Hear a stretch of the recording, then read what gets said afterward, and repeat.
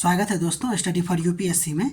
हम लोग साइंस में बायोलॉजी का आज लेक्चर नंबर 6 देखेंगे और इसमें कोशिका एवं उत्तक चैप्टर नंबर 2 आपको चल रहा है। तो इससे पहले हम लोगों ने कोशिका के अंगक की शुरुआत कर दिया था और माइटोकॉन्ड्रिया और प्लास्टिड के बारे में देख लिया था। अब हम लोग सी में एंडोप्लाज्मिक रेटिकुलम देखेंगे, ठीक है। तो देखिए, पहली बात तो ये ध्यान रखिएगा, इसको शॉर्ट फॉर्म में हम ईआर भी कहते हैं, एंडोप्लाज्मिक रेटिकुलम। यह केंद्रक को आधार प्रदान करता है और साथ ही साथ कोशिका को आकार देता है, यानी कि ये क्या करता है, केंद्रक को पकड़ के रखता है। इसीलिए एंडोप्लाज्मिक रेटिकुलम को ना कोशिका का अंतः कंकाल भी कहते हैं, ठीक है। इसके बाद इसका खोज आपको पोर्टर ने किया था और यह जो है आपको प्रोकैरियोटिक और स्तनधारी के आरबीसी की कोशिका, इस दोनों को छोड़ के बाकी सभी कोशिकाओं में पाया जाता है, यानी कि प्रोकैरियोटिक में तो पाया ही नहीं जाता है। और अगर हम स्तनधारी की बात करें तो उसके आरबीसी में नहीं पाया जाता है, बाकी सभी जीव कोशिकाओं में पाया जाता है, ठीक। यह आपको दो प्रकार का होता है, एक SER यानी कि स्मूथ एंडोप्लाज्मिक रेटिकुलम और एक होता है RER यानी कि रफ एंडोप्लाज्मिक रेटिकुलम। इसको रफ इसलिए बोलते हैं क्योंकि इस पर मतलब कि इस पे आपको राइबोसोम पाया जाता है, ठीक है, जो प्रोटीन का संश्लेषण करता है। इसीलिए राइबोसोम को हम लोग प्रोटीन का फैक्ट्री कहते हैं। ध्यान दीजिएगा कि राइबोसोम जो है वो प्रोटीन का फैक्ट्री है, लेकिन प्रोटीन निर्माण का स्थल कौन सा है, अगर ये क्वेश्चन रहे तो RER होगा, क्योंकि फैक्ट्री को स्थापित करने के लिए ज़मीन चाहिए ना। उसी तरह ये जो मतलब कि राइबोसोम है वो बनाता तो प्रोटीन है, लेकिन कहाँ पर बनाता है, तो आपको एंडोप्लाज्मिक रेटिकुलम कहिए, नहीं तो रफ एंडोप्लाज्मिक रेटिकुलम कहिए, ठीक है, ऑप्शन के अकॉर्डिंग। फिर ये क्या करता है, तैयार प्रोटीन को आवश्यकता अनुसार क्या करता है, सेल के प्रत्येक भागों में आपको भेज देता है। समझ में आ रही बात, ठीक है। उसके बाद SER के बारे में थोड़ा सा देख लेते हैं, स्मूथ एंडोप्लाज्मिक रेटिकुलम के बारे में, कि यह आपको वसा और लिपिड अणुओं को क्या करता है, बनाने का मतलब बनाने में सहायता देती है, ठीक है। और ध्यान दीजिएगा, जब मतलब वसा और लिपिड को बनाता है और यही वसा और लिपिड बाद में आपको एस्टेरॉइड में बदलता है कुछ, है ना, इसी से आपको क्या होता है, एस्टेरॉइड बनता है। तो कहने का ये मतलब हुआ कि SER जो है आपको वो एस्टेरॉइड बनाने में भी आपको मदद करता है, इस बात को ध्यान रखिएगा। एस्टेरॉइड के बारे में कुछ बात याद रखिए कि ये मेनली इसका काम है आपको हार्मोनल स्ट्रक्चर को क्या करना, नियंत्रित करना, लेकिन कुछ मामलों में ये क्या करता है, शरीर की क्षमता और प्रदर्शन को भी बढ़ा देता है, ठीक है। इसलिए इसका दुरुपयोग खेल में होती है। तो क्या होता है कि एक खिलाड़ियों का टेस्ट किया जाता है जिसका नाम है डोपिंग टेस्ट। तो डोपिंग टेस्ट में देखा जाता है कि मतलब जो बैन सब्सटेंस है कहीं वो तो खिलाड़ी नहीं ले लिया है, तो उसमें एक टेस्ट आपको डोपिंग में एस्टेरॉइड की जांच भी होती है, ठीक है, इस बात को ध्यान रखिएगा। और इस एस्टेरॉइड को बनाने में सहायक कौन होता है, SER यानी कि स्मूथ एंडोप्लाज्मिक रेटिकुलम। ध्यान दीजिएगा, इसके अलावा कुछ प्रोटीन और वसा कोशिका के भी निर्माण में भी ये सहायक होते हैं। यानी कि क्या होता है कि आप जानते हैं कि अपना जो कोशिका झिल्ली है वो फास्फोलिपिड से बनता है, यानी कि प्रोटीन क्या कहते हैं उसको, फास्फोलिपिड, है ना। तो इसका मतलब है कि प्रोटीन लिपिड प्रोटीन से बनता है। और ये जो SER है वो आपको कुछ वसा और प्रोटीन के निर्माण में भी सहायक होता है, ठीक है। तो ये जो कोशिका झिल्ली है, इनडायरेक्टली अगर कहें तो SER जो है आपको कोशिका झिल्ली के भी निर्माण में सहायक होते हैं।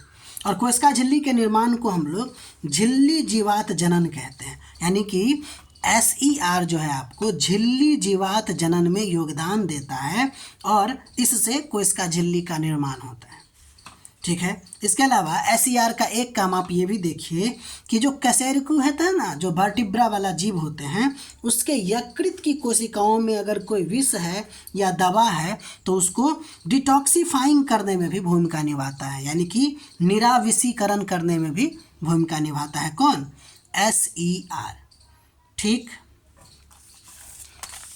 अब हम अगला नंबर देखेंगे जिसका नाम है गोल्जी बॉडी या गोल्जी अपरेटस बोलते हैं इसको, गोल्जी काय। देखिए इसका सबसे पहले खोज इसका आपको कैमियो गोल्जी ने किया था, इसलिए इसका नाम ही पड़ गया गोल्जी काय।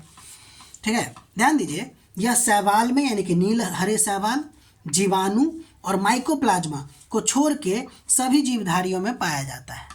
ठीक, देखिए ईआर में यानी कि जो आपको एंडोप्लाज्मिक रेटिकुलम है उसमें जो पदार्थ बना था अब उसको क्या करेगा, गोल्जी उपकरण में पैक किए जाएंगे और उसके कोशिका से अंदर बाहर उसको भेज दिया जाता है। यानी कि अंदर ज़रूरत है तो अंदर, बाहर ज़रूरत है तो बाहर। यानी कि ये एक नली होता है या थैलीनुमा नलीनुमा स्ट्रक्चर होता है जिसके माध्यम से क्या होता है कि जो पदार्थ बना है एसईआर में उसको भेजा जाता है। ठीक है, इसके अलावा गोल्जी काय आपको लाइसोसोम बनाने में भी योगदान देता है। यानी कि गोल्जी उपकरण इसी को कहते हैं, गोल्जी काय को ही, उसके द्वारा आपको लाइसोसोम भी बनता है। ठीक, अब हम लाइसोसोम के बारे में देख लेते हैं, ये सब पूरा फैक्ट ही है ना। देखिए लाइसोसोम की जब हम बात करते हैं तो इसका मेन काम क्या है, कोशिका का जो अवशिष्ट पदार्थ होता है ना उसको निपटारा करने वाला ये अंग है, तंत्र है या कोशिकांग है।